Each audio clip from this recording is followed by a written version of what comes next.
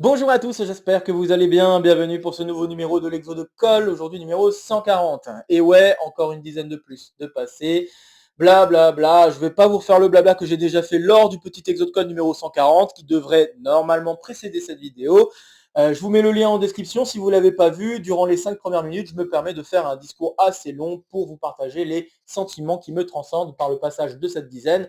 Cette dizaine étant d'autant plus significative car, et je vais simplement me permettre de répéter cela, c'est la dernière dizaine avant qu'on atteigne l'objectif principal de la chaîne, celle pour laquelle j'ai démarré la constitution de cette chaîne, c'est-à-dire de vous concocter une banque d'exercices pour les classes préparatoires, grandes écoles et des niveaux supérieurs, vidéo bien sûr, d'au moins 300 exercices. Et si on cumule exo de colle qui vont atteindre les 150 et petit exo de colle qui vont aussi atteindre les 150, eh bien le compte sera bon. Bref, voilà, trêve de mondanité, j'ai envie de dire, et comme certains diront, on va rentrer dans le vif du sujet, et aujourd'hui, je vous propose de terminer une suite d'exercices que j'avais enclenché il y a quelques semaines de cela, où nous allons démontrer dans son entièreté le théorème d'Ostrovsky. Donc ce théorème qui vous permet, en l'occurrence, de décrire toutes les valeurs absolues sur le corps des rationnels. Et ça tombe bien, c'est l'énoncé du jour.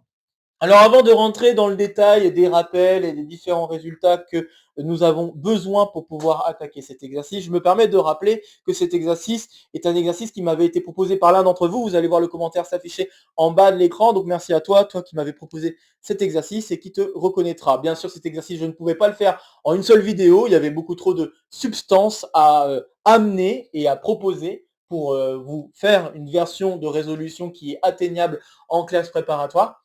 Mais mis à part ça, je trouve que c'est un très joli exercice de théorie des nombres et ça vaut vraiment le coup de le faire, notamment pour retravailler des points importants d'arithmétique et avoir aussi d'assez bons réflexes sur certains points, non seulement donc d'arithmétique, de combinatoire parfois, mais aussi sur les structures de groupe. On va en parler d'ici quelques instants. Bref, faisons le tour des petits rappels. Dans un premier temps, rappelons ce que c'est une valeur absolue. Donc une valeur absolue, c'est une fonction qui va partir du corps dans lequel on travaille vers les réelles positives et qui doit satisfaire à ces trois propriétés, la séparabilité, l'inégalité triangulaire et la multiplicativité. Et puis, on a déjà fait deux, trois choses autour de ces valeurs absolues. C'était notamment l'exo de colle numéro 134. Je vous mets le lien en description, bien évidemment. Donc, tous les exercices auxquels je fais référence sont en description. Si vous voulez y jeter un coup d'œil, je pense que ce serait utile pour bien comprendre la résolution d'aujourd'hui, même si, voilà, vous pouvez juste vous contenter d'avoir les résultats. Ça marche très bien. Mais si vous voulez voir en détail comment on prouve ces points-là, vous pouvez y jeter un coup d'œil. Donc, les liens sont en description. Bref, nous avons vu les valeurs absolues dites ultramétriques dans cet exo de code numéro 134. Et donc, ça signifie qu'on a cette hypothèse-là supplémentaire. Et nous avons démontré que toutes les valeurs absolues sur Q qui sont ultramétriques s'écrivent de cette manière-là. Et ce sont les valeurs absolues dites péadiques. Donc ça, c'était le premier point. Et essentiellement, ce premier point va nous permettre déjà un petit peu d'enclencher une résolution de cet exercice, mais aussi va nous permettre de conclure l'entièreté du théorème d'Ostrovsky, puisqu'il va y avoir deux cas de figure, le cas de figure des valeurs absolues ultramétriques et celui des valeurs absolues non ultramétriques. Et puis il y a un autre exo de colle qui va nous servir un petit peu de manière cachée parce que c'est pas évident de voir comment ce résultat va intervenir. Mais en effet, ce résultat va être très utile si je prends G un sous-groupe de R, sous-groupe ici additif bien sûr, et si je considère phi un morphisme de groupe qui va de G vers R croissante, alors on peut démontrer qu'en fait notre fonction phi s'écrit lambda fois identité. Voilà, avec un certain lambda réel positif. Donc voilà, ça aussi c'était un très joli exercice, très joli résultat que je vous invite à aller rejeter un coup d'œil au besoin si vous avez envie de voir comment ça marche, une preuve de ce résultat. Mais bref, ce résultat va intervenir pour décrire toutes les valeurs absolues que l'on peut définir sur les rationnels. Et ce de manière assez subtile, hein. C'est pas si évident de voir comment ce résultat-là intervient, là, comme ça, de but en blanc. Un autre truc que j'aimerais mentionner, c'est que j'ai décidé de vous donner un énoncé aussi court que celui-ci, tout simplement parce que j'ai envie de vous laisser la découverte de ce résultat, de vous permettre de vraiment, au fur et à mesure du raisonnement, de découvrir quelle va être la forme des valeurs absolues que l'on peut avoir sur les rationnels et qui ne sont pas ultramétriques. Bien évidemment, je suis sûr que certains d'entre vous vont taper le nom du théorème et vont avoir vu à quoi ressemblent les valeurs absolues qu'on doit obtenir, mais pour ma part, j'ai plus envie de vous amener petit à petit, suite à un raisonnement, à voir quelles sont les valeurs absolues que l'on va obtenir. Donc voilà, c'est un choix que j'ai décidé de faire. On pourrait ne pas forcément être très content de ce choix, mais je préfère le faire comme ça pour vous faire découvrir exactement comme pour l'exode-code numéro 134, où je n'avais pas dit explicitement à quoi ressemblaient les valeurs absolues. Le but, c'était vraiment de montrer, de le déterminer au fur et à mesure de la résolution. Bah là, c'est un peu la même chose que j'ai envie de vous proposer aujourd'hui. Alors je pourrais vous proposer de faire une pause dès maintenant et d'essayer de résoudre l'exercice par vous-même, mais je pense que pour un niveau classe préparatoire, partir directement de cet énoncé-là, même avec les quelques rappels que j'ai donnés, c'est très difficile. Donc après, s'il y a des gens parmi vous qui préparent l'agrégation, vous pouvez faire une petite pause dès maintenant et essayer de le faire, surtout si vous avez l'intention de proposer un développement de cette forme-là, pour démontrer le théorème de Strovsky. Je pense que ça peut avoir sa place dans certaines leçons assez importantes en navigation. Mais si vous n'êtes pas en niveau d'agrégation, je pense que là, ça va être assez compliqué, sans avoir travaillé cet exercice, que vous soyez en agrégation ou pas d'ailleurs, sans avoir travaillé cet exercice, sans l'avoir vu auparavant, je pense que c'est assez difficile de voir comment s'y prendre. Et donc, je vais avoir la sympathie de vous donner un plan directement. Hop, cette fois-ci, on ne va pas faire une pause avant quoi que ce soit. Là, je vais directement vous donner un plan d'attaque. Et avec ce plan d'attaque, vous allez voir très vite qu'en fait, la résolution de cet exercice peut en effet très bien se faire en deuxième année de classe préparatoire. Alors, plan.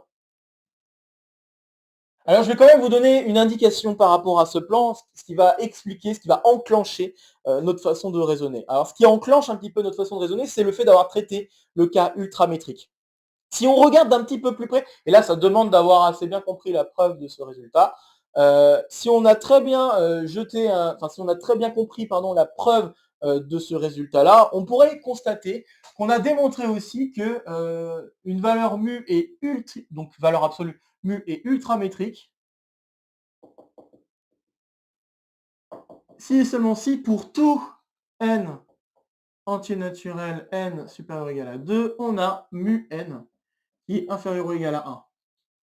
Et notez également que ceci équivaut à dire que il existe, c'est vraiment cette partie-là qui n'est pas évidente du tout, hein, il existe un entier naturel n supérieur ou égal à 2 tel que mu n est inférieur ou égal à 1.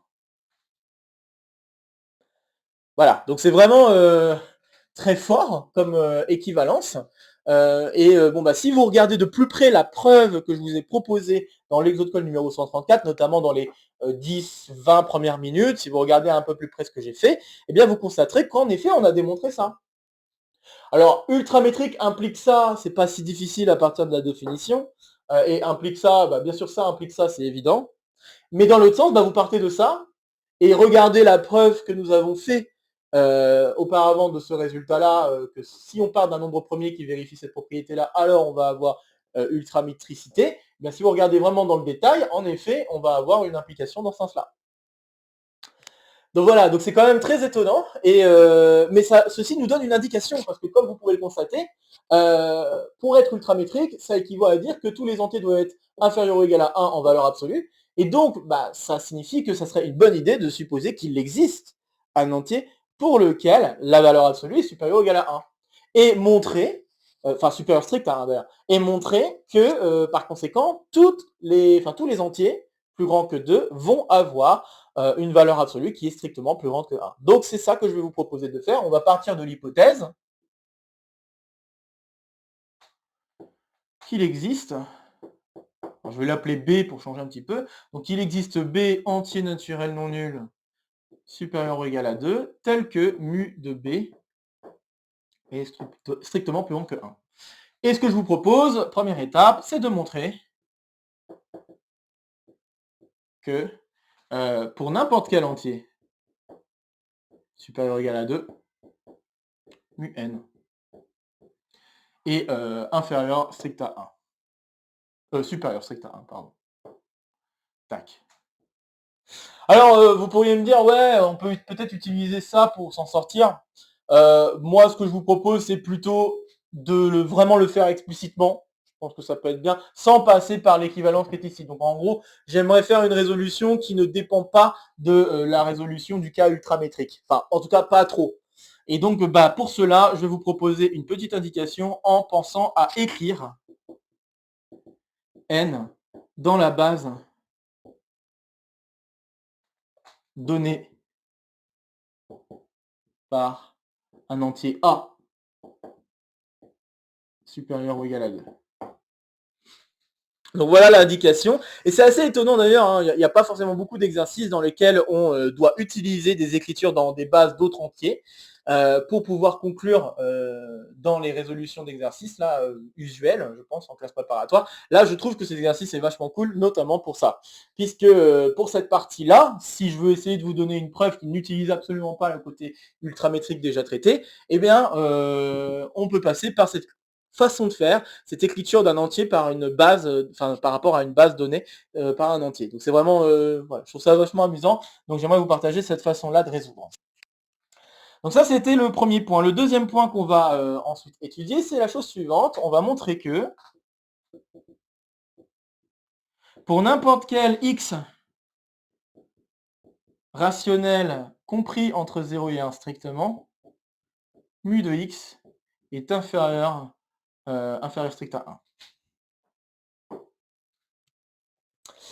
Alors, comment on va démontrer ça? Pareil, je vais vous donner une petite indication. Alors, il faudra utiliser le point précédent. En tout cas, les idées du point précédent. Je vais écrire ça. Ouais, je vais mettre juste point précédent, parce qu'il y a quand même le résultat qu'il faut utiliser aussi. Donc, point précédent, plus, eh bien, on va démontrer en fait que mu de x à la puissance n, ça tend vers 0 quand n tend vers l'infini. Voilà, donc on va chercher à démontrer plutôt ça. En démontrant ça, bien sûr, ça va impliquer que mu x n'a pas d'autre choix que d'être plus petit que 1 strictement. Ok, troisième étape qui va pas être très longue, ça va être de en déduire que mu est strictement croissante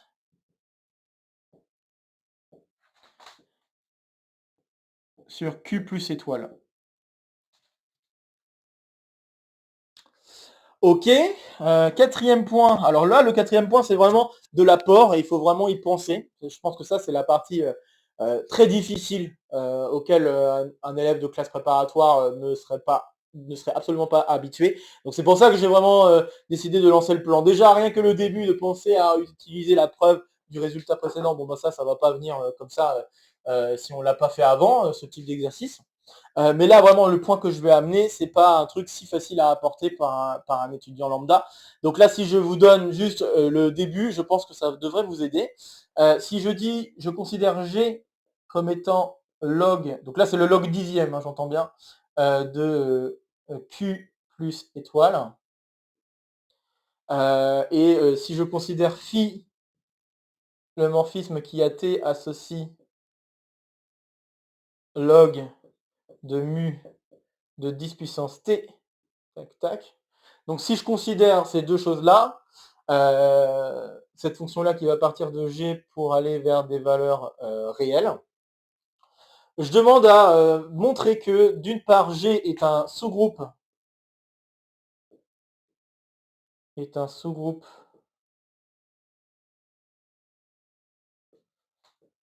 de R+, et que phi est un morphisme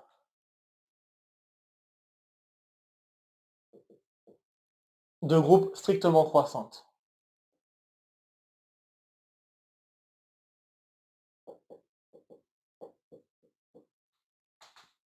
Donc ça sera mon quatrième point. Et normalement, avec ce quatrième point, là, je vous ai donné la clé avec ça. Je vous ai donné la clé pour essayer de voir en quoi vous allez devoir utiliser l'exode-call numéro 135. Bon, j'ai pas beaucoup de place, mais en fait, la dernière question, ça va être tout simplement de conclure. Donc, je vais l'écrire ici. 5, conclure. Et j'aimerais juste ajouter un point, c'est ne pas oublier de faire une synthèse. Alors, il n'y aura pas besoin de faire la synthèse complète, mais au moins une partie de synthèse, parce qu'il va y avoir une autre condition sur... Donc, normalement, vous devriez le voir venir par rapport à 4 vers 5. En appliquant ce résultat-là, vous allez avoir un lambda positif qui doit satisfaire à certaines conditions peut-être. Donc là, normalement, lambda strictement positif. Et là, il est important de faire une synthèse parce qu'il ne faut pas oublier que votre fonction, ça doit être une valeur absolue. Et il faut utiliser cette condition afin de s'assurer qu'on n'est pas en train de prendre des fonctions qui ne sont pas des valeurs absolues. Et vous allez voir que ça va ajouter des conditions sur la valeur de lambda. Donc voilà, je pense que je vous ai donné tout le plan qu'il vous fallait pour pouvoir attaquer cet exercice. Maintenant, je pense que vous pouvez l'attaquer de manière un peu plus sereine.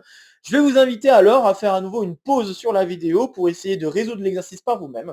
Enfin, à nouveau, pour la première fois en fait. Sauf pour les gens en agrég qui ont peut-être essayé la résolution avant quoi que ce soit. Mais bon, bref, je vous invite donc à faire une pause sur la vidéo pour essayer de résoudre l'exercice avec ce plan. Avant que je ne dise quoi que ce soit d'autre, et que je me lance donc dans une résolution. Ok, j'espère que vous aurez essayé. Je pense que c'est un très très joli exercice.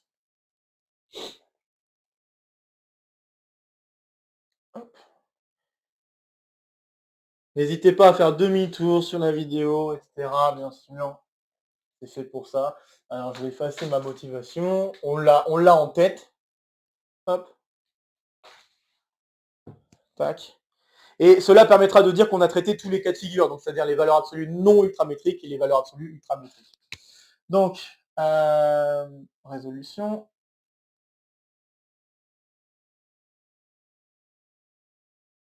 Et donc je vous rappelle qu'on suppose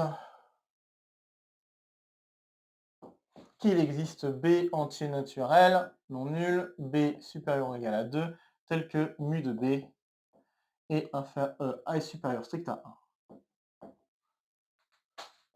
Donc je vous rappelle que notre but maintenant, c'est de montrer que pour n'importe quel entier, on va avoir mu de cet entier qui va être, entier plus grand que 2, mu de cet entier qui va être strictement plus grand que 1. Alors on va le faire par l'absurde. Supposons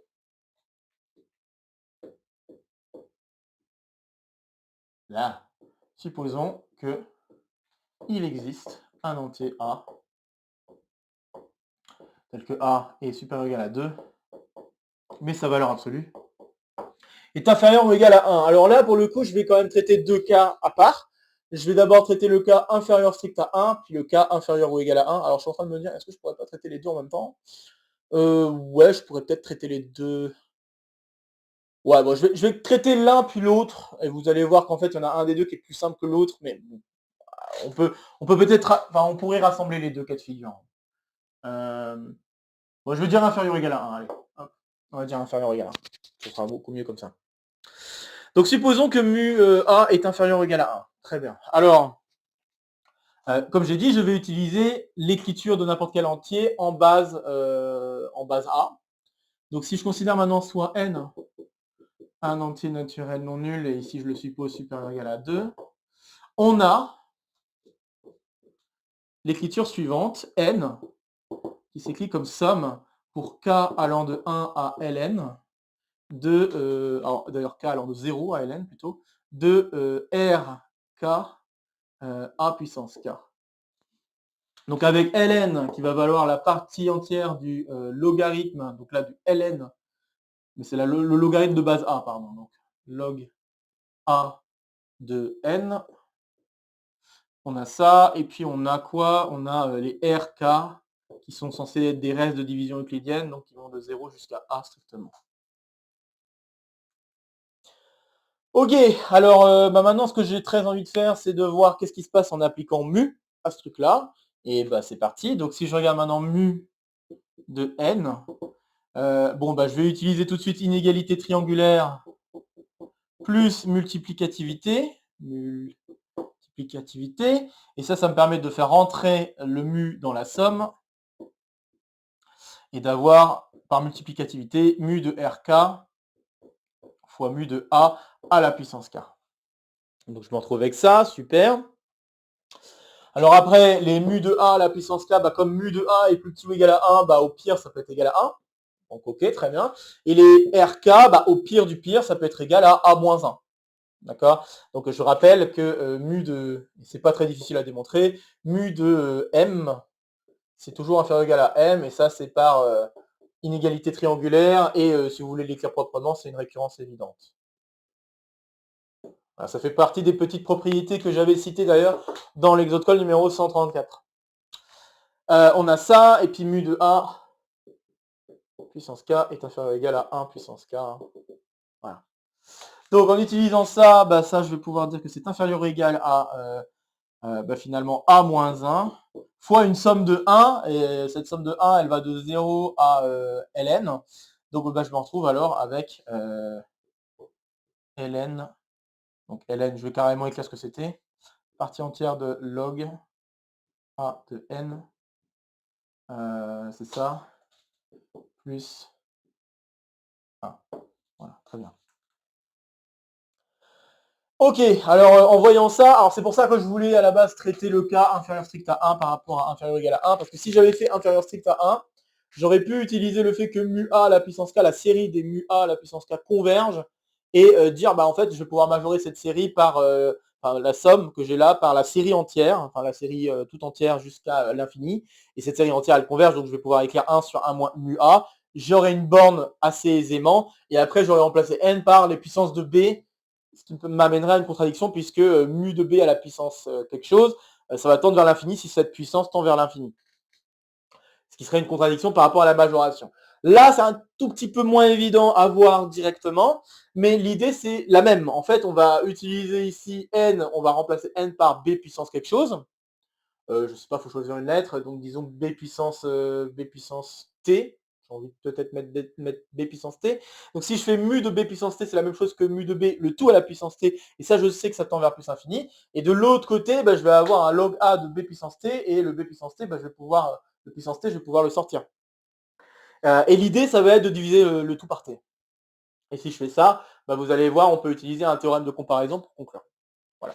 Donc c'est un petit peu plus subtil de faire directement inférieur ou égal à 1, mais je vous le dis à l'oral, je vous le conseille, vous pouvez très bien faire inférieur strict à 1 d'abord, puis après égal à 1, et le égal à 1, c'est exactement ce que je viens d'écrire là, c'est ce à quoi vous allez être amené.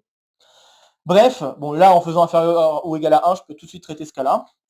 Donc, comme j'ai dit, je vais prendre maintenant n comme étant égal à b puissance t, avec t entier naturel non nul. Et donc je vais obtenir alors que mu b à la puissance t, qui n'est rien d'autre que mu b puissance t par multiplicativité, c'est donc inférieur ou égal, d'après ce que je viens d'écrire, à a moins 1. Bon après là, la partie entière, on peut s'en défaire, hein, je vais le faire tout de suite. Donc log a de n plus 1. Bien sûr, la partie entière d'un nombre est toujours plus petit que le nombre lui-même. Alors du coup, on se retrouve avec ça, fois, et là on a t log a de b plus 1. Voilà, et donc ce qu'on a très envie de faire, c'est diviser par t sur t, qui va être inférieur ou égal à a moins 1 fois log a b plus 1 sur t. Et donc là, vous pouvez constater que quand t tend vers plus infini, là, je vais me retrouver avec un truc qui est borné, hein, donc au final, je vais avoir juste a moins 1 log a de b. Donc en fait, au final, en bornant par ces trucs-là, je peux choisir le t le plus adéquat pour avoir une borne la plus grande possible. Donc là, en l'occurrence, prendre t égale 1. C'est tout à fait possible. Et de l'autre côté, bah, j'ai un problème parce que ça tend vers plus infini par comparaison. Par comparaison. Les puissances, hein, ou les fonctions exponentielles sont plus fortes que les fonctions puissance en plus infini. Donc cette division-là, qui est donc une exponentielle ici, divisée par une fonction polynomiale, eh bien c'est la fonction exponentielle qui l'emporte. Donc contradiction.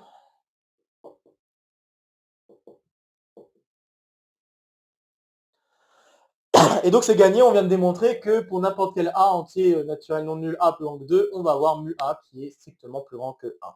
Très bien. Donc c'est exactement ce qu'il fallait démontrer.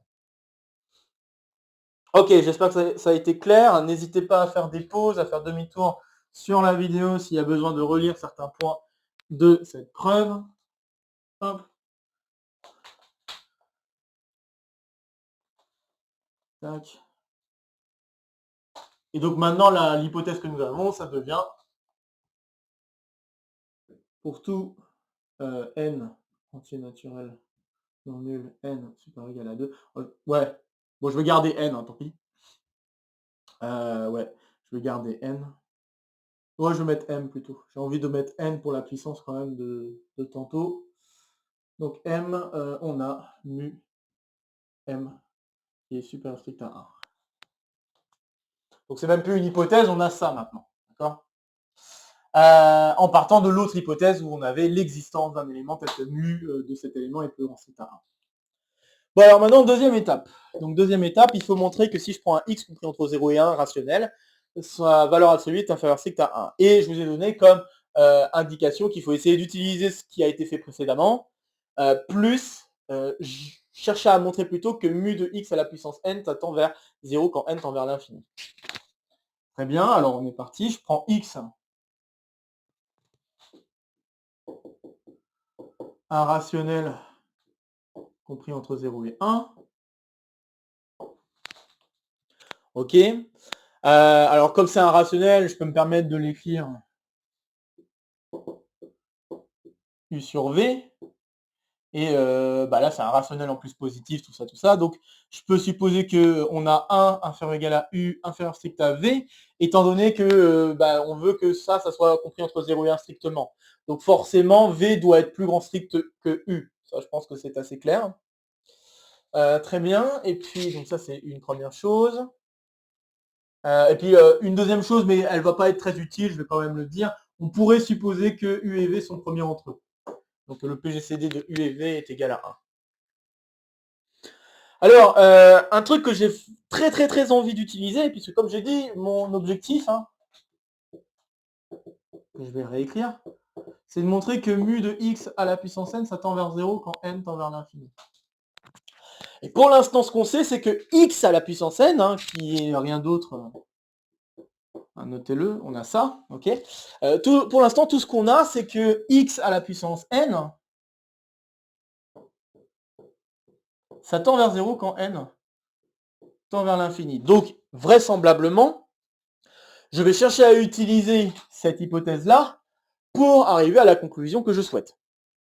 Bon, jusque-là, vous me direz, c'est pas si difficile à voir, mais je préfère le dire explicitement, comme ça, ça devient bien clair. Alors, je vais essayer de jouer sur une écriture de x puissance n, et je vais encore une fois utiliser de l'écriture en base d'un entier. Là, notamment, je vais jouer avec l'écriture de u puissance n par rapport à v. Donc, en effet, x puissance n, je peux noter que c'est u puissance n sur v puissance n. Et un truc que je peux constater, c'est que u puissance n, eh bien, je peux l'écrire en base v comme une somme pour, disons, k allant de 0 à n-1. Je vais expliquer d'ici quelques instants pourquoi n-1, de sk fois v à la puissance k. Donc, alors pourquoi n-1? C'est parce que vous savez que u puissance n est inférieur strict à v puissance n. Donc ça veut dire que le log Vm de U est inférieur ou égal à n. Enfin, il est inférieur strict à n plutôt. Donc log Vm de U est inférieur strict à n. Alors log Vm de U à la puissance n plutôt, je devrais dire, voilà, ouais. Log Vm à la puissance U est inférieur ou égal à n. Ce qui est assez logique puisque de toute façon, log Vm de U, c'est censé être un truc... alors, je suis en train de réfléchir à qu'est-ce que je vais dire là, pour pas dire de bêtises. Mais U, c'est censé être une valeur normalement inférieure, alors plus grand que 1 certes, mais inférieure strict à V. Donc normalement, on est compris entre 0 et 1. Donc on sait que log Vm de U, c'est inférieur strict à 1. Donc c'est assez logique, puisque log Vm de U puissance n, ça revient à dire n fois log Vm de U. Bref. Voilà, donc l'inégalité est assez logique ici. Et donc à cause de ça, et l'écriture en partie entière qu'on a donnée tantôt, eh bien on est obligé d'avoir comme borne maximale n-1. Et puis bien sûr, les SK sont encore une fois des valeurs comprises entre 0 et v-1, à cause des suites de division euclidienne. Donc si j'utilise ça, alors ça veut dire que mon x puissance n, je peux l'écrire, somme, pour k allant de 0 à n-1, de quoi? Eh bien de SK fois vk-n. Et là, j'ai très envie de faire un changement d'indice en posant i égale n-k, j'imagine, et par conséquent, je vais avoir une somme qui va aller de i allant de 1 à n, de s n-i, j'imagine, en espérant ne pas dire de bêtises. Tac, tac, tac. C'est ça, divisé par v puissance i. Voilà, c'est ça. Très bien. Donc je me retrouve avec une expression là qui dépend des puissances VI, là. Nickel. Bon, et puis je vous rappelle qu'encore une fois, mon but c'est de montrer que mu de x à la puissance n, ça tend vers 0. Comment je vais faire? Alors, je sais que x puissance n tend vers 0. Ce qui fait que je peux m'amuser, si je veux, à majorer mon x puissance n par une bonne puissance de 1 sur v. Si je fais ça, ça va me faire disparaître certains Sn, et donc en m'amusant à faire de la majoration sur la somme que j'obtiens, peut-être que je vais réussir à majorer par quelque chose qui va être aussi petit que je veux et qui va dépendre de 1 sur mu v, parce qu'on s'attend à ce qu'il y ait mu de toute façon quelque part, 1 sur mu v à une certaine puissance, une bonne puissance qui pourrait être réglée pour être aussi petite que je veux. Donc 1 sur mu v, je parle. La puissance pourrait être aussi petite que je veux. Et pourquoi elle sera aussi petite que je veux? Grâce à la propriété tout en haut, puisque v, c'est strictement plus grand que 1, et donc par conséquent, c'est supérieur ou égal à 2. Donc je peux utiliser l'hypothèse là-haut. Voilà. Très bien, donc je me lance, et je vais dire alors qu'il existe. Donc je me lance pour écrire ce que j'ai commencé à dire. Je pars du fait que x puissance n tend vers 0. Donc comme on a ça, je vais écrire là, peut-être là, ça sera mieux. Je peux affirmer qu'il existe alors, comment je peux dire? Pour P entier naturel non nul, il existe un n entier naturel non nul, tel que pour tout n plus grand que ce grand n, on a x puissance n qui est inférieur strict à 1 sur v puissance p. Voilà l'idée. Donc 1 sur v puissance p, ça peut être aussi petit que vous voulez, pas de problème. Donc là, ce que je viens de faire, c'est que je traduis exactement ce que ça signifie le fait que x puissance n tend vers 0, en remplaçant le epsilon que j'aurais voulu mettre par un truc dépendant de la puissance de 1 sur v. Alors maintenant que j'ai fait ça, donc, hop, maintenant que j'ai fait ça, eh bien, je vais utiliser cette donnée en me rendant compte alors que ma décomposition ici, je ne peux pas avoir n'importe quelle valeur pour les Sn-i.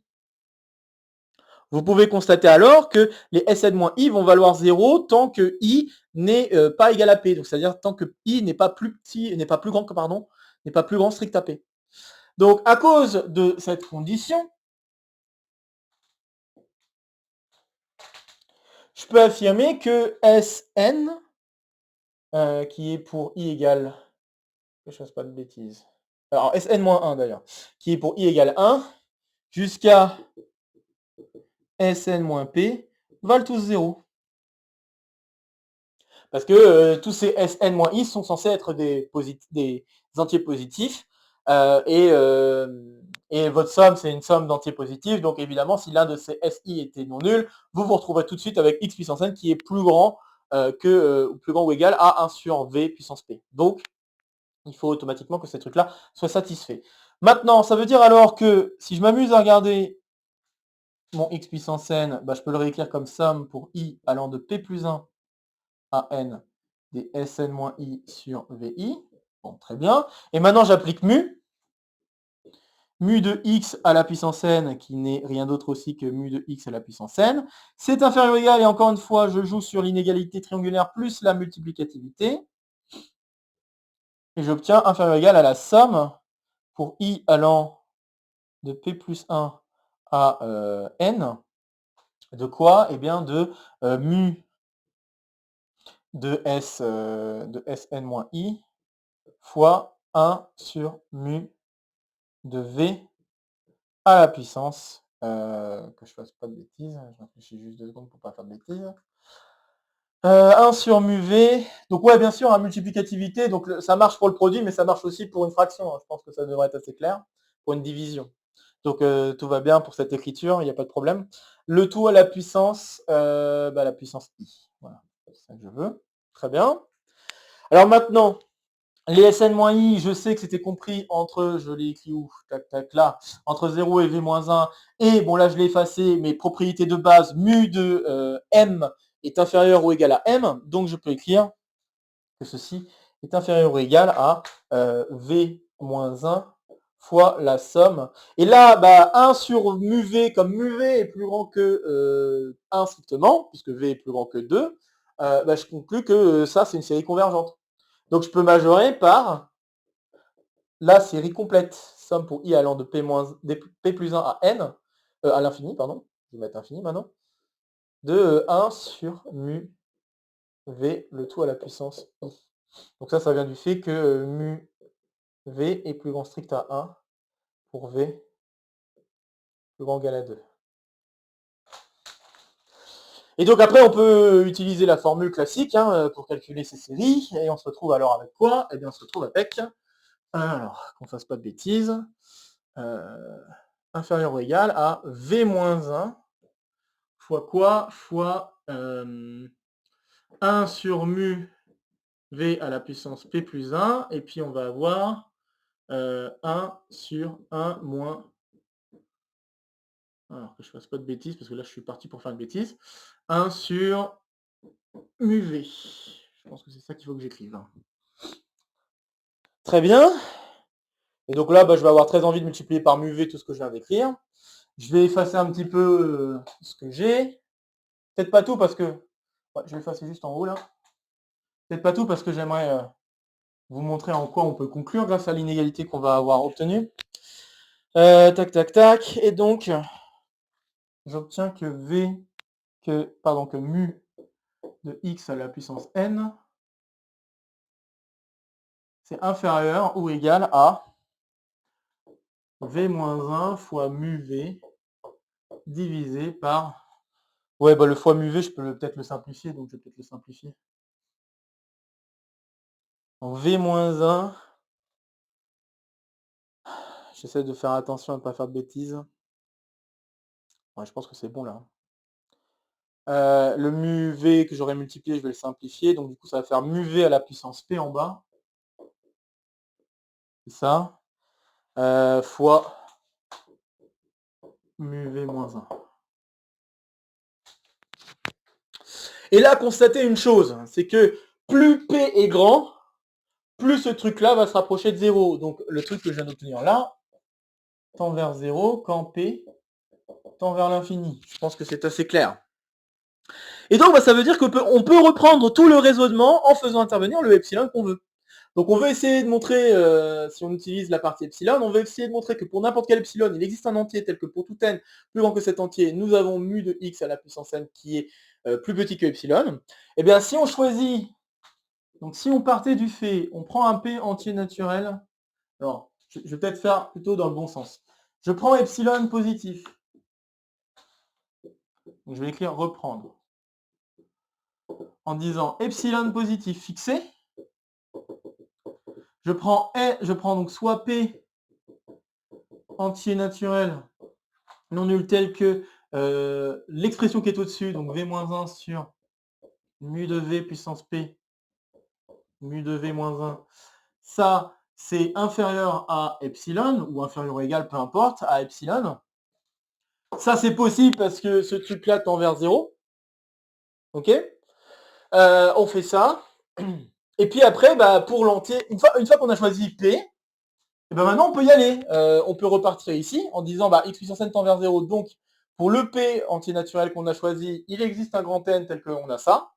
Et puis avec tout le raisonnement qu'on a fait suivre, on est arrivé à l'inégalité que mu de x à la puissance n est inférieur à ce machin-là. Et ce machin-là, en repartant du début, en ayant dit qu'on avait fixé epsilon d'abord, on a pris P de façon à ce qu'on a ça, ce truc-là est inférieur à epsilon. Et donc c'est gagné, on aura montré que pour tout epsilon, il existe bien un entier qui est donné par cet entier ici, il existe bien un entier grand n, tel que pour tout n plus grand que cet entier, nous sommes assurés que mu de x à la puissance n est inférieur à epsilon. Donc c'est gagné, on a la conclusion, donc objectif atteint, et par conséquent, on n'a pas le choix, mu de x doit être inférieur strict à 1. Voilà, n'hésitez pas encore une fois à faire des pauses sur la vidéo ou à faire demi-tour s'il y a des choses que vous n'avez pas très bien comprises. Je pense être parvenu à être clair sur la façon de rédiger proprement ce que j'ai fait là. Donc là, je l'ai fait juste en disant, je me laisse porter un petit peu par le raisonnement en disant, j'ai envie d'appliquer mu, j'ai envie de majorer mu de x à la puissance n par quelque chose qui tendrait vers 0. Ce quelque chose, on s'attend à ce que ce soit dépendant de mu v. Donc là, c'est notamment ce qui se produit. On a mu v à la puissance p. Et ce puissance p, on peut le mettre aussi grand qu'on veut, de façon à ce que mu de x puissance n soit aussi petit qu'on veut à la base. Voilà. Et à la fin, c'est juste une question de réécriture l'écriture en posant le epsilon avant d'avoir posé le P antinaturel non nul, puisque toute l'affaire ne dépend que du P antinaturel non nul qu'on a choisi. Et si je fais en sorte que le P dépend d'un certain epsilon, bon bah on a gagné. Nickel. Bon. Alors maintenant, donc on a réussi à montrer que tous les entiers ont une valeur absolue plus grande que 1 strict. On a réussi à montrer que pour n'importe quel x rationnel, compris entre 0 et 1, strictement, on a mu de x qui est inférieur strict à 1. Donc je vais réécrire là ce qu'on vient de démontrer. Tac, tac. Ouais. Je vais me permettre de récapituler. Donc en partant de l'hypothèse, histoire qu'on ne soit pas perdu sur ce qui se passe. Donc partant de cette hypothèse, on a montré déjà que pour n'importe quel entier m supérieur ou égal à 2, mu m est supérieur strict à 1. On a montré que pour n'importe quel x rationnel compris entre 0 et 1, on a mu x qui est inférieur strict à 1. Ok, alors maintenant, étape suivante, il faut montrer que mu est strictement croissante sur q plus étoile. Ok, bon bah là c'est pas très difficile, hein, donc soit A, B, deux éléments dans Q plus étoile. Et si je veux pouvoir comparer mu A et mu B, bah, la bonne idée c'est de regarder mu du quotient. Donc là, on suppose bien sûr pour avoir la stricte croissance, il faut supposer que l'un est plus petit que l'autre. Donc là, on va dire que A est plus petit strict à B. Donc si je regarde maintenant mu de A sur B, bah ça c'est un rationnel qui appartient à l'intervalle 0,1 strict. Donc ça c'est plus petit que 1 strict. Et donc par multiplicativité, on a alors que mu A est inférieur strict à mu B. Et c'est gagné. Donc on a réussi à montrer que mu est strictement croissante.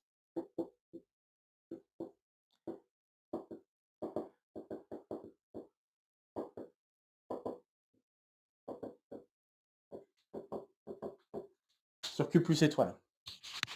Petite remarque aussi pour ce qui va suivre. Vous pouvez constater aussi que pour n'importe quel rationnel positif non nul, mu de R va forcément être strictement positif.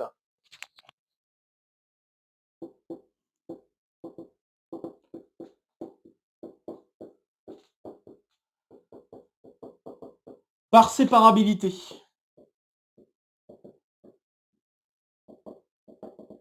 Oui, parce que jusqu'ici, c'est vrai qu'on a beaucoup utilisé les deux hypothèses qui sont ici. D'accord? Donc l'inégalité triangulaire et la multiplicativité. Mais la séparabilité vous permet d'assurer que peu importe le rationnel que vous prenez, non nul, eh bien, mu de ce rationnel va forcément être strictement positif parce que bah, déjà, la valeur absolue est la valeur positive. Et par séparabilité, on sait que la valeur absolue du nombre vaut 0 si et seulement si le nombre vaut 0 en soi. Donc, bah, on n'a pas de choix. Là, on a forcément mu R qui doit être strictement positive. Très bien. Bon voilà, donc on sait maintenant que mu est strictement croissante. Je vais l'écrire ici. Voilà. Et on va pouvoir passer à la quatrième étape. Quatrième étape qui n'est pas très difficile non plus. Enfin, elle aurait été difficile si je n'avais pas donné l'indication, mais avec l'indication, ça devient beaucoup plus simple. Et là, c'est vraiment une question très bateau qui peut se faire en première année de classe prépa. Donc si je prends G égale log de Q plus étoile, et on a dit phi qui a été associé log de mu de D 10 puissance T, comme ceci. Donc il faut d'abord montrer que G est un sous-groupe de R, pour la loi plus, et il faut montrer ensuite que phi est un morphisme de groupe strictement croissante, en effet, de G vers R. Donc là, bon, de G vers R, je pense que ça devrait aller. Et donc maintenant, si je regarde d'un peu plus près ce qu'il en est. Pourquoi ça c'est un sous-groupe? Bon bah pour avoir un sous-groupe, qu'est-ce qu'il faut vérifier? Il faut vérifier est-ce que mon ensemble est non vide. Donc en effet, on peut constater que 0 c'est log de 1 et ça, log de 1 c'est clairement dans G. Bon, pas de problème, donc G n'est pas vide, heureusement. Et puis deuxième point, vous avez le fait que pour n'importe quel donc pour tout, comment je vais l'écrire? Pour tout A et B dans Q plus étoile. Si je m'amuse à faire log A moins log B, bah ça fait par les propriétés classiques du logarithme log de A sur B. Et le A sur B, c'est bien un rationnel positif non nul. D'accord, parce que A et B sont tous deux des rationnels positifs non nuls. Donc, ceci est bien en G. Terminé, on vient de montrer que G est bien un groupe, un sous-groupe de R+. Nickel. Maintenant, deuxième chose, phi est un morphisme de groupe. Donc, pour montrer que phi est un morphisme de groupe, donc soit alpha et bêta, deux éléments de G, on peut écrire que alpha égale log de A, bêta égale log de B, avec A et B des rationnels positifs non nuls. Et donc, si je m'amuse à regarder maintenant phi de alpha plus bêta, je veux montrer que c'est égal à phi de alpha plus phi de bêta. Et donc, bah, je me laisse porter, il n'y a rien de difficile. Donc ça fait log de mu de 10 puissance alpha plus bêta. Ça, c'est donc égal à log de mu de 10 puissance alpha fois 10 puissance bêta. Ok. Ça, c'est égal donc à log de mu de AB, qui est donc égal à mu de A fois mu de B, donc log. En fait, A et B, j'en ai pas forcément besoin, je suis en train de me rendre compte, mais bon, c'est pas grave. Donc ça fait mu de A fois mu de B. Disons que c'est pour utiliser la multiplicativité comme il faut avec les rationnels, mais en vrai, j'ai pas besoin de A, B. Je me suis cassé la tête pour pas grand-chose. Et ça, c'est égal donc à... après, là, j'ai un produit, donc ça fait log de mu, le mu de A, encore, je le remplace à 10 puissance alpha, plus log de mu de 10 puissance bêta. Et là, du coup, on conclut. Et donc, on a bien un morphisme de groupe. On peut s'assurer qu'en effet, l'image d'un élément de G, ça donne un élément de R, tout simplement parce que comme je viens de l'écrire un petit peu là dans ce morphisme, quand je fais 10 puissance d'un élément de G, je me retrouve avec un rationnel positif non nul. Et après, mu d'un rationnel, ça se passe bien, ça renvoie sur un réel positif non nul. Et après, log, tout va bien, c'est envoyé sur R. Donc voilà. Nickel. Donc je l'ai dit à l'oral, je ne l'ai pas écrit, c'est pas très grave. On va pouvoir se lancer sur la conclusion. Ah oui, j'ai oublié de dire que c'était strictement croissante. Alors pourquoi phi est strictement croissante? C'est pas très difficile, c'est une composition de fonctions strictement croissantes. Donc phi, c'est la composition.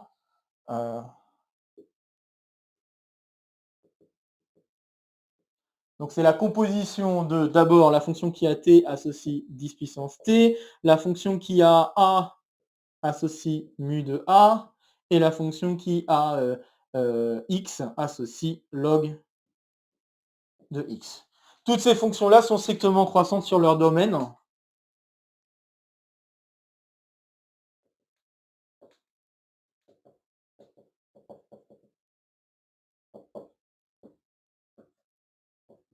Et donc par composition de fonctions croissantes strictement, eh bien on se retrouve avec une fonction strictement croissante.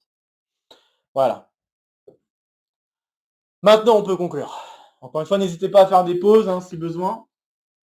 Hop. C'est fait pour ça. La vidéo est faite pour ça.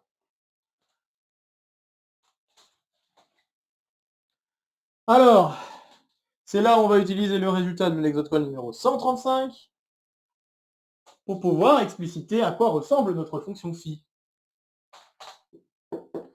Donc via le résultat de l'exotocole numéro 135, on peut affirmer qu'il existe un lambda positif, hop là, un lambda réel positif non nul, puisque ça doit être strictement croissante, tel que pour n'importe quel t dans G, on a phi de t qui est égal à lambda t. Ok, phi de t, on sait ce que c'est maintenant, donc c'est log de mu de 10 puissance t. Bon, j'ai très envie de remplacer 10 puissance t par un rationnel, c'est ce qu'on va faire. Donc ça veut dire alors que pour n'importe quel rationnel positif non nul, on a log de mu de R qui est égal, alors t ça doit être égal à log de R, donc c'est égal à lambda log de R. Et donc ça équivaut à dire que mu de R en enlevant le log, est égal à, non, je ne mets pas la valeur absolue tout de suite, est égal à R à la puissance lambda. Et donc, qu'est-ce que j'obtiens alors? Pour n'importe quel rationnel, si je veux revenir maintenant au rationnel, je vais avoir que mu R, c'est égal à valeur absolue de R à la puissance lambda. Alors pourquoi ce dernier point? C'est parce qu'on peut démontrer en effet que mu de moins R, c'est égal à c'est égal à mu de R en fait. Donc on a parité sur la valeur absolue, on peut utiliser la multiplicativité pour cela par exemple. Ce n'est pas le seul moyen, mais la multiplicativité peut permettre de nous aider pour conclure en effet que mu de moins R c'est égal à mu de R. Très bien. Ok, alors là, c'est là justement on arrive à ok, j'ai réussi apparemment à décrire la forme des valeurs absolues que je pourrais définir. Le problème c'est est-ce que j'ai vraiment fait le tour? Est-ce que j'ai fait attention à toutes les conditions qu'on pourrait avoir? Et la réponse est non, pas vraiment, parce que ici on est en train de dire que lambda doit être positif strict. Mais est-ce qu'on est sûr que pour n'importe quel lambda positif strict, ce truc-là est une valeur absolue? La réponse est on n'est pas sûr à 100%. Et c'est pour ça qu'il va falloir faire une étude supplémentaire.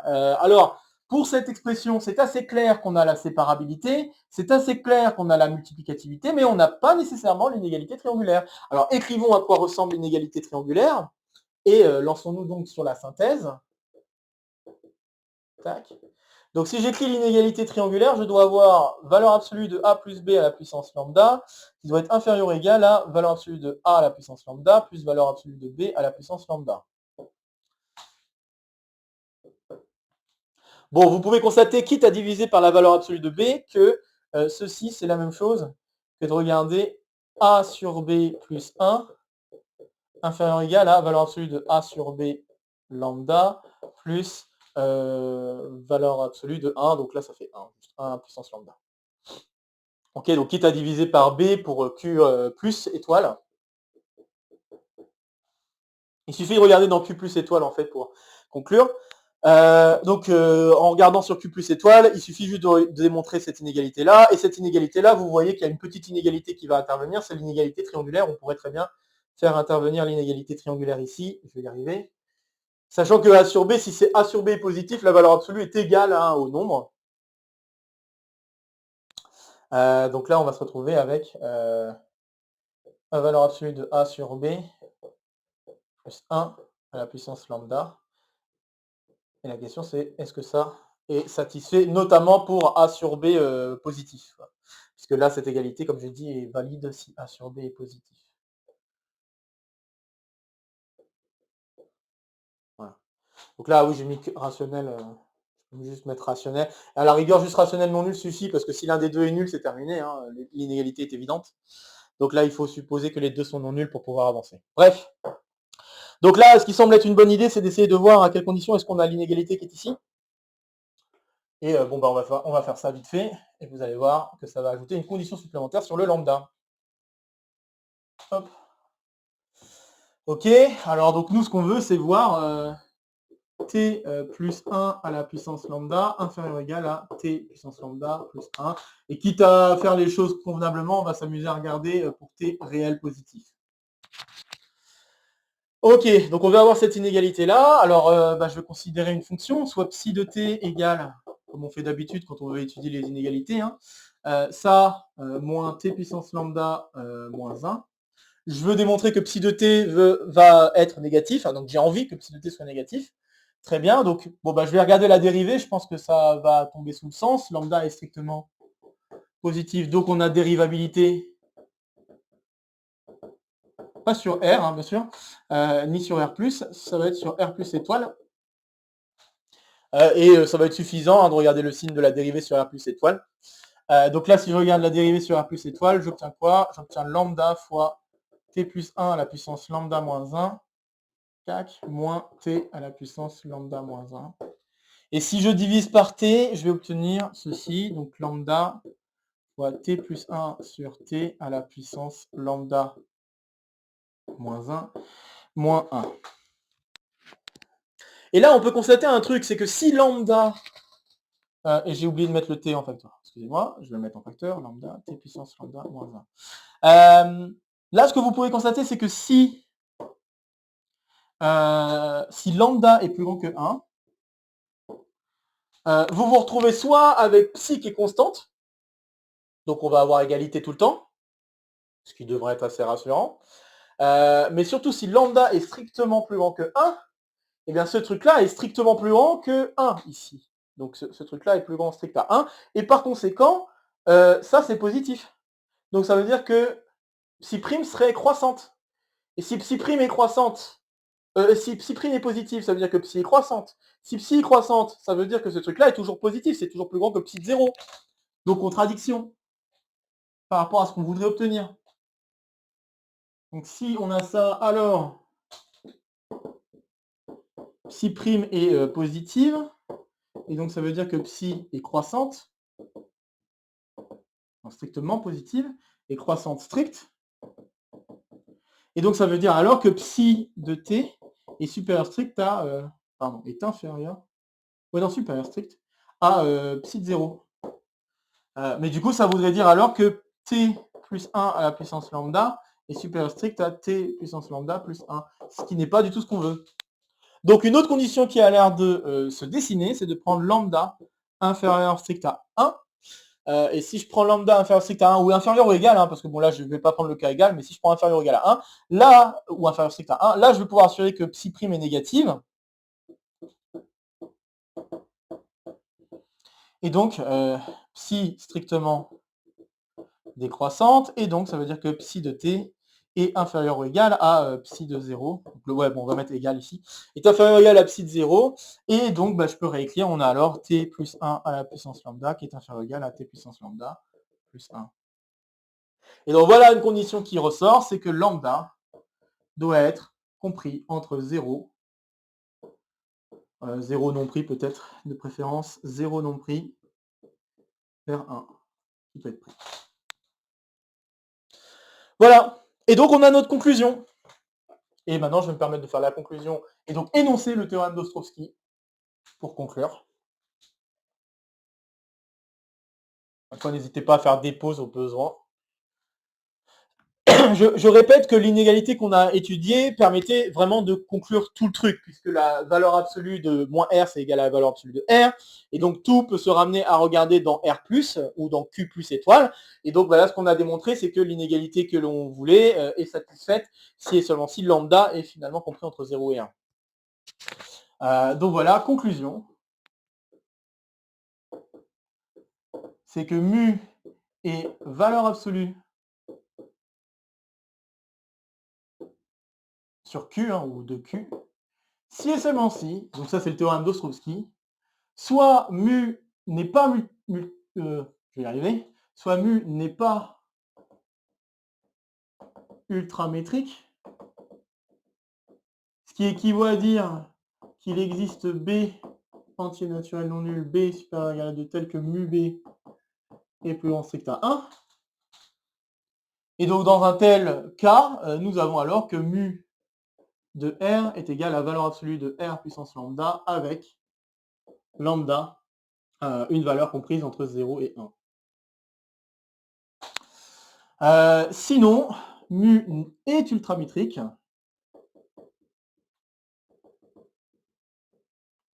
ce qui équivaut à dire qu'il existe B antinaturel non nul, B supérieur ou égal à 2 tel que mu B est inférieur ou égal à 1. Et je rappelle que ces deux trucs d'existence, c'est équivalent à avoir pour tout. Donc ça montre bien qu'on a bien complétion entre les deux cas de figure que l'on pouvait avoir. Et donc, le cas ultramétrique, c'est exactement le résultat qui est là-bas. On peut écrire mu R comme étant égal à A puissance Vp de R. Hop là. Si R est non nul, et 0, sinon, avec A compris entre 0 et 1. Est-ce que j'ai pris 1? Ouais, j'ai décidé de prendre 1. Et P qui est un nombre premier. Voilà.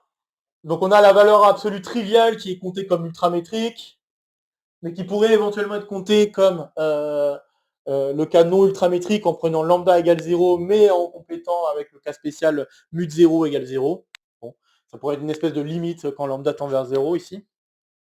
Mais voilà, en tout cas, on a ce cas trivial, donc mu qui vaut 0 et en 0 et 1 ailleurs. On a le cas qu'on connaissait bien de la valeur absolue qui revient, k lambda égale 1, qui est la valeur absolue que vous connaissez bien pour les réels. Et puis après, on a toute une famille de valeurs absolues que l'on pouvait obtenir sur les rationnels. Et donc c'est ça le théorème d'Ostrowski. Théorème que nous avons donc réussi à démontrer à travers les différents exocols, donc là surtout les exocols 140 et 134. Voilà. Bon, je pense que c'est un bon endroit pour conclure, hein. Donc, comme vous l'avez constaté, j'espère que vous avez pu apprécier la résolution de cet exercice. Moi, je le trouve vraiment très intéressant pour tous les outils que nous utilisons autour de la théorie des nombres, hein, parce que ce résultat-là est vraiment un résultat assez important, même peut-être plus qu'important, peut-être fondamental de la théorie des nombres. En tout cas, dès qu'on commence à étudier des corps valués, hein, c'est exactement le contexte dans lequel s'inscrit cet exercice. On a fait pas mal appel à des outils relativement élémentaires d'arithmétique. Si vous vous souvenez de ce qu'on avait fait dans le cas ultramétrique, il y a eu 2-3 moments où on a utilisé Bézout. Voilà, donc je trouve ça vachement rigolo de devoir utiliser Bézout pour pouvoir conclure certaines choses. Bref, 2-3 points d'arithmétique où on a dû utiliser aussi la décomposition d'un entier en produit de nombres premiers pour démarrer.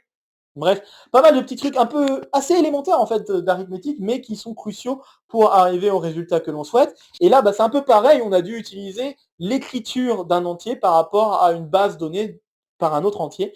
Je trouve ça vachement rigolo aussi. Donc bref, il y a pas mal d'outils qui ont été utilisés d'arithmétique. Et à la fin, un outil un peu plus puissant sur les structures de groupe, et là notamment les morphismes de groupe d'un sous-groupe de R vers R qui sont croissantes. Voilà, très joli résultat d'algèbre. Mêlant d'ailleurs algèbre, donc ce résultat-là mêle d'ailleurs algèbre et analyse. Je trouve que c'est aussi assez rigolo comme exercice. Bref, voilà, je trouve que c'était vachement intéressant et c'est pour ça que des suites de la proposition qu'on m'avait faite, je me suis dit que ça peut être vachement cool de vous le proposer et d'aller plus loin sur ces résultats-là et voilà quoi, de vous le proposer en exercice. Bon, je pense que c'est le bon moment pour s'arrêter. Donc, comme d'habitude, n'hésitez pas à partager la vidéo si vous connaissez des camarades qui pourraient être intéressés par cette vidéo ou par le contenu de la chaîne de manière plus générale. N'hésitez pas à laisser en commentaire vos questions, vos remarques, vos retours concernant cet exercice ou autre, hein, bien sûr. N'hésitez pas non plus à laisser un pouce, ça fait toujours plaisir. Ici, ça sera pour me soutenir. Ici, ça sera pour vous abonner. N'oubliez pas d'activer la clochette. De nouvelles vidéos vont se proposer à vous pour continuer à faire le tour de la chaîne. Et sur ce, je vous retrouve donc très vite pour de prochaines aventures mathématiques. Portez-vous bien et à très bientôt. Salut à tous!